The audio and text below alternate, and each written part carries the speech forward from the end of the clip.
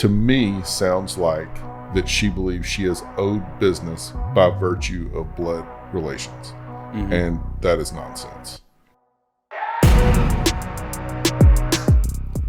All right, everybody, we are back. We are back with episode 54 of the Tactical Agents Podcast. And if you are an agent who has ever experienced that really crappy feeling of someone choosing somebody else as their realtor, even though you thought you were close with them, or you thought for sure they would pick you as their real estate agent, and you got passed over, this is your episode. All right, we're going to talk about a story that I saw in a Facebook group, and we're just going to kind of give our take on that and our experiences on that. So if that's helpful to you, great. We are the Tactical Agents. You've got me, Mike, and then I think it shows up the same for everybody. Down there is Danny, and over there is Chris. And us three are 3 out of 4 Tactical Agents, but there's thousands of us. We're all over the place. We're where you least expect it. We're hiding in the shadows. We're out there. We're getting it done. Just being tactical, man. Just being tactical. Yeah. Tactical realtors. We're selling houses that people don't even know exist. Like, it's so undercover. It's great. Yeah, I'm in All California. Black, everything. Yeah, we're selling houses that aren't really houses. You know what I mean? Under bridges and at ravines, things like that. So as tactical as you can be. I got to figure out how mortgages work in California. Like, back in the big booming days, early 2000s, I remember I was considering taking a job out there in Northern California. I want to say it was like Redding. I could be wrong if that's not in Northern California. So I was like, I applied for a mortgage and I got approved for like some ridiculous amount of money. Like, I only made like 50 grand a year, maybe, right? Like, max. And I was approved for like a $500,000 house. And I was like, what? How's that even possible? And I don't know what kind of calculations they were using, but well, that was right before the crash too. So. Yeah, probably. A lot of new laws came from that. Yeah, but dude, there was go ahead. 110 debt to income ratios. That's how we do it now. Oh yeah, it's gotta be. But my buddy had bought I think it was a condo. This was back in like 2004-ish, 2005-ish maybe. And it was under construction still. And like 4 months later, they'd never even moved in. I think they sold it for like $60,000 more than what they paid for. And they just did something else. They just moved in with somebody because they made all that money on like equity growth before it was even done. It was like wild. And this has been Random Story Time with Mike. Yeah, well, got to do something to appease the people. All right, let's shut up and get into it. All right, so here's the post that I saw. I'll read this for the audio people. Anonymous member. I won't even tell you what Facebook group it is because I don't want you to go there. These real estate Facebook groups are mind-numbing. But anyway, writing anonymously because I am so depressed and angry at this point. My family, at least a good fraction, just suck. 4 real estate deals in the past year that they have not asked me to be a part of. 2 were about an hour from me, and I can live with that. But 2 are quite local, and I am involved with them all the time. 3 transaction involves my sister and her family, and I just can't be around them at this point. The latest is with the kid that I probably spend more time with than any of them. I'm just so done. Cry face. I guess I have no use for them since they don't for me. Over 20 years in the business, I am a good agent. Hell, every one of them would have saved thousands with me through discounts and gifts. It hurts a lot. All right. Let's go Chris first. First impressions on this. What do you think? This person's a complainer and I wouldn't work with him either. All right. So let's back up. Okay. Have you ever been passed over by a friend or family member? Yes, a couple times. Which, in their defense, I'm dual licensed in Alabama and Arizona. I do listings on occasion in Alabama. I don't, and I've had a couple of family members use other people, not even call me, kind of thing. And it's the same situation. Like I give the only reason I have my license in Alabama is to help family and to give them huge discounts and give them really good service. And it's the same situation. They could have saved a whole lot of money by using somebody else, or by using me rather than somebody else, and they just choose not to. And I guess that's their decision. Some people just don't like mixing family and money together, which is understandable. So Yeah, I don't know. But anyway, on the one occasion that it happened, I had an aunt that used somebody else, and her agent was one of those I've been in the business for 20 years types that just wasn't very good. And, I did what was best for my client. I'll just leave it at that. nice. But as you said, she seems like a complainer. Okay, fair enough. Well, kind of take that another step further, right? Like, what about this post indicates that? I mean, other than her, some people would say like she's just venting, right? She's sharing her frustrations with a group of fellow realtors or whatever. What about Well, this turns you off in terms of saying like, oh, she's just a complainer? everything about the post, every word in it is about her and not about them. And except for, I guess, in the last sentence where she said they could have saved thousands. But she's talking about how she does all this stuff with them. She doesn't mention anything about how she's conveyed her value to them, how she has presented to them that she is a good agent, that she's not just whatever the familiar relationship is, and that she can help them. And it, to me, sounds like that she believes she is owed business by virtue of blood relations. And that is nonsense. You have to bring value, and you have to show them that they're not wasting their money, or there is a good reason for them to hire you. You're talking about the biggest purchase or sale of somebody's life, the biggest financial transaction somebody's going to do. And that can't be based solely on the fact that you know each other. Yeah, yeah, that's good. What do you think, Danny? I, I think that proof says a lot, and I agree, Chris. Like there's a lot of complaining there, and when it comes to working with family, or like when you're actually speaking to your family, they're obviously going to see the way you react to your work and everything like that. And I think that undeniable proof is going to be a major factor when it comes to working with anybody, not even family, just anybody. And if your family constantly sees a lot of complaining, a lot of talking about me, which it seems like that's the case with this post. I've been in the business for 20 years. Like whenever you get that as a realtor, it's like, hey, I've been in the business for 35,000 years. Like, congrats. Like that's great.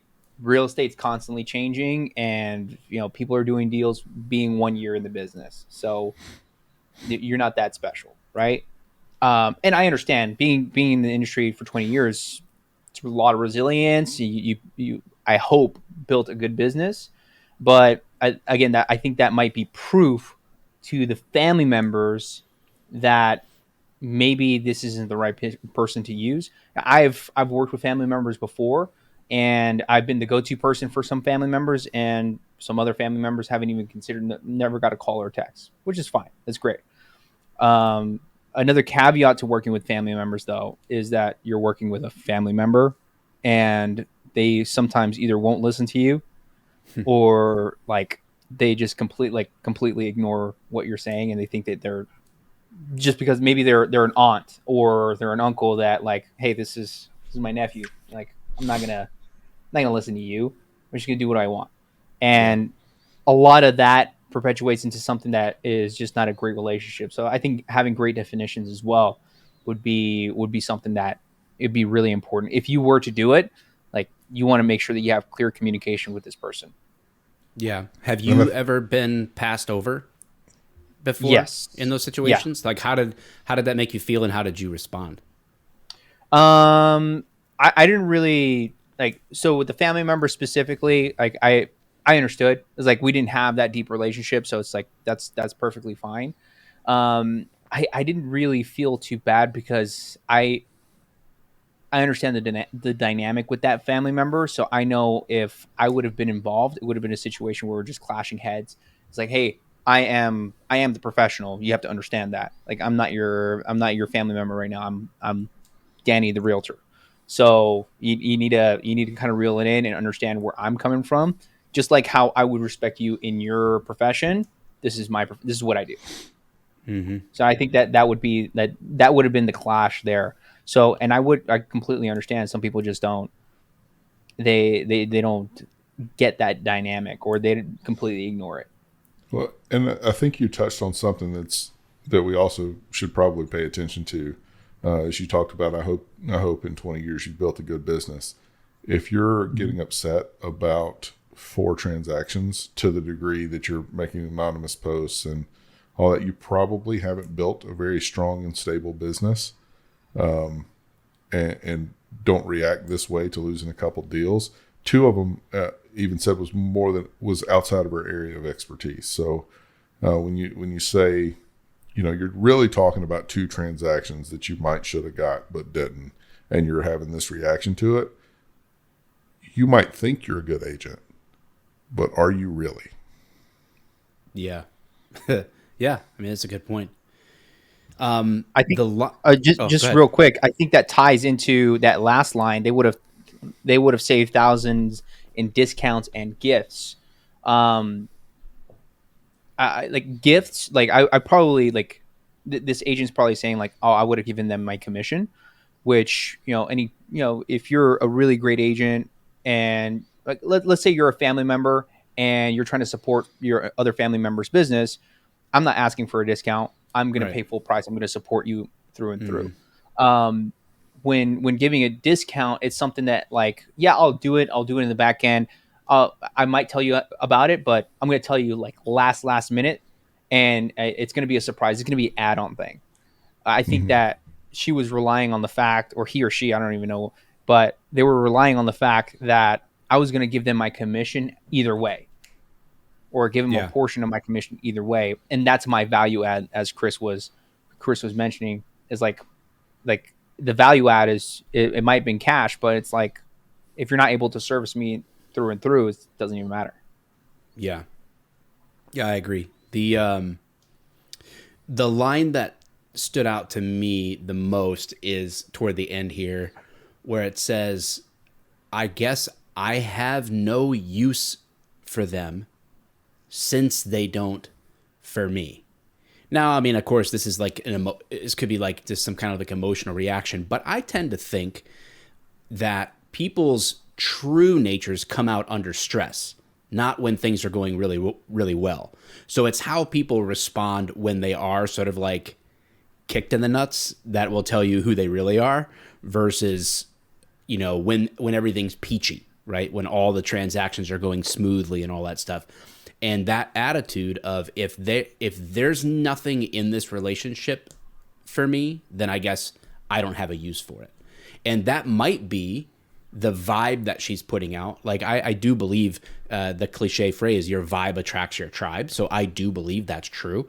And so if her vibe is, as long as this benefits me, I can benefit you.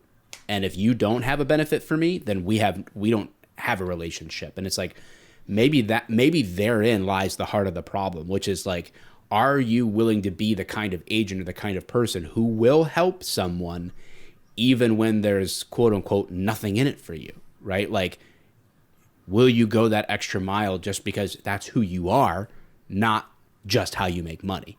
Does that make sense?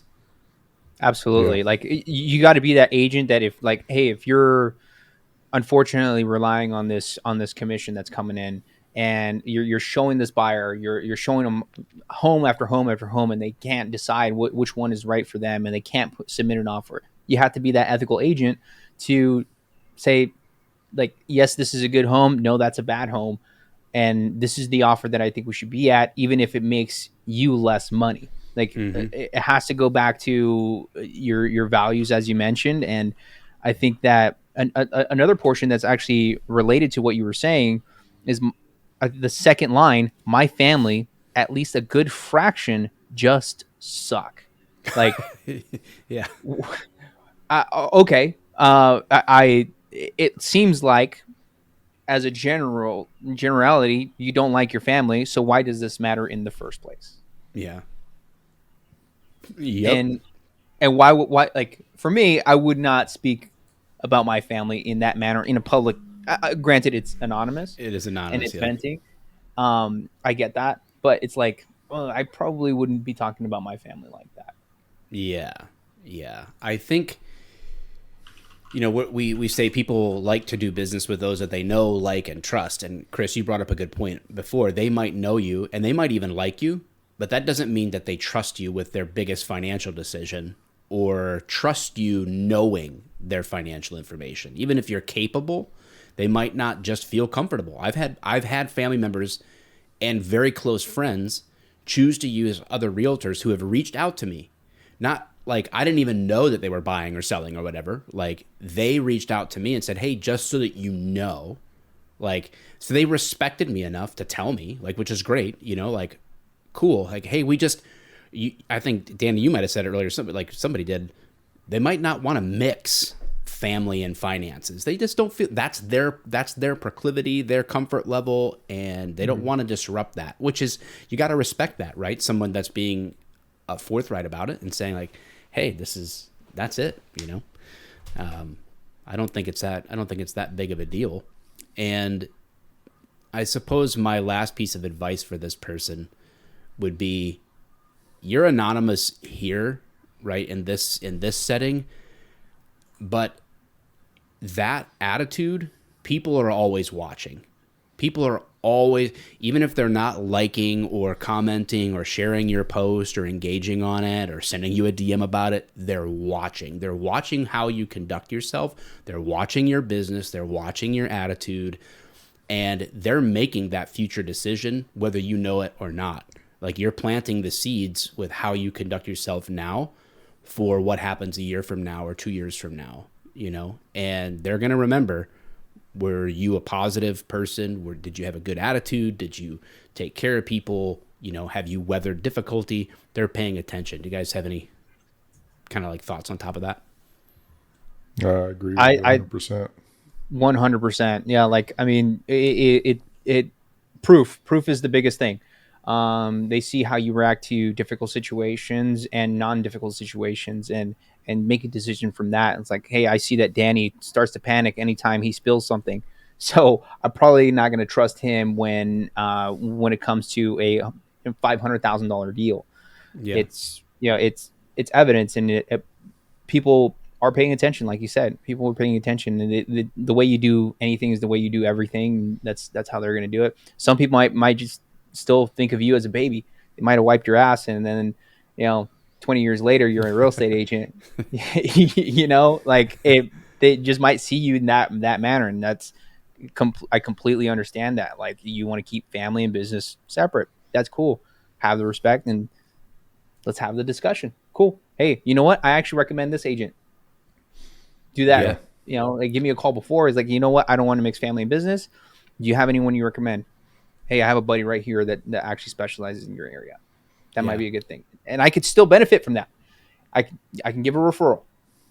Yeah. Yep.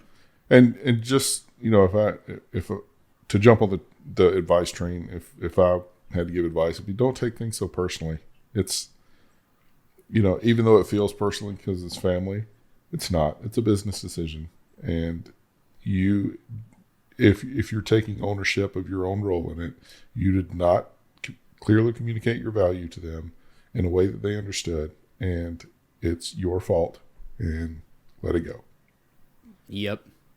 Yeah. I've Sure. seen a lot of transactions end up with massive amounts of frustrations with close friends and family because they didn't treat it like a business in the process. Like, you want to be able to enjoy your time showing houses and, good client updates and, you know, all the fun things and connections and smoking and joking. You can have a great time, but if you neglect the business aspect of that and doing your absolute best as a professional in that, you're really doing it. Now you're devaluing that relationship because you're just assuming that you can kind of put the minimum effort in because you're good friends, and that's a dangerous path to walk down too.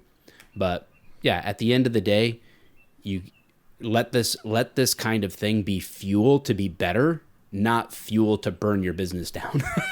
Like you gotta have which choice, which fire you want to stoke. The one that's like you gotta contain this stuff, right? Like a fire in the fireplace keeps you warm. A fire in the living room burns your house down. So like, Right. don't just like keep it in the fireplace, right? Like take the frustrations, be honest about how you're feeling, but like put it in its place and say like I must not have done. Don't blame the people who didn't choose you. Just own it, right? Take that responsibility and say, okay, what can I learn from this? And I've straight up asked people too, like close friends who used me once but didn't use me again. And I've asked them, hey, I'm so glad that you found another place and whatever else. I want to ask you a genuine question. Obviously, you used me in this transaction 3 years ago. I saw that you just did this one. I'm just curious, what was it from then to now that led you to choose somebody else? I'm very happy for you. I'm just looking to be better, and where I can be better, I want to be for not only you but for others. So that if I drop the ball somewhere or didn't meet your expectations, I want to be better. And I think you can actually rekindle some of those relationships because of that kind of honesty. Mm-hmm. And then maybe they're not going to move, but they're like, you know what? I will send this referral this way. Sometimes like that just happened to me, and then we'll wrap this up. That just happened to me. Sold a house in the fall. Now they bought a house and they're using, he said like, I reached out. We have some mutual friends like, hey, saw you guys, like I went to this guy's wedding, right? Like we're closer. And he's like, dude, my aunt freaked out basically when I used you in the last one, and it's like become a thing. So we're just going with her. And she is the 20-year realtor with the glamour shots. Like it's stereotypical, like, all right, cool, bro. Like I appreciate that. Like if you have questions or feel like you're confused, happy to be a resource for you where I can be, and it is what it is. You just move on.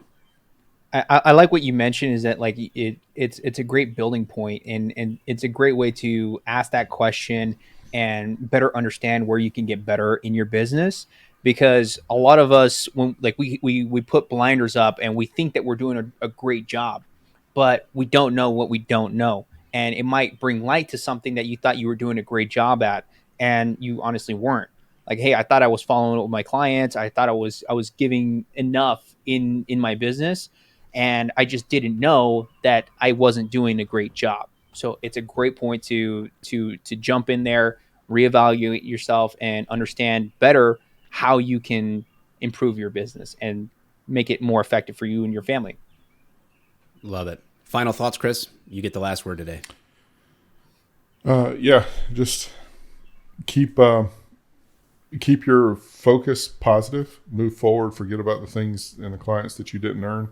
Don't let it derail your business, and keep going in the right direction, because this business is really easy to let yourself get down. And once you get down, it's a really, really big hole to climb out of, because people feel what you feel and when they deal with you. And you don't want to come across as that person that's desperate and trying to pull your way back. So just keep moving forward. Love it. All right, folks. Another episode in the banks. Here you go. Take it. Spread it around. Show the love. Subscribe. Like it. Comment. Whatever. If you're the audio type, get it on the go. Apple Podcast, Spotify. And you can always check out tacticalagents.com. You can join the community. You can get the book for free. All kinds of training and resources for free. We're here to just add value. We're not asking for anything in return. You want to throw us a referral or mortgage later on, we're not going to say no, but we're here for you regardless.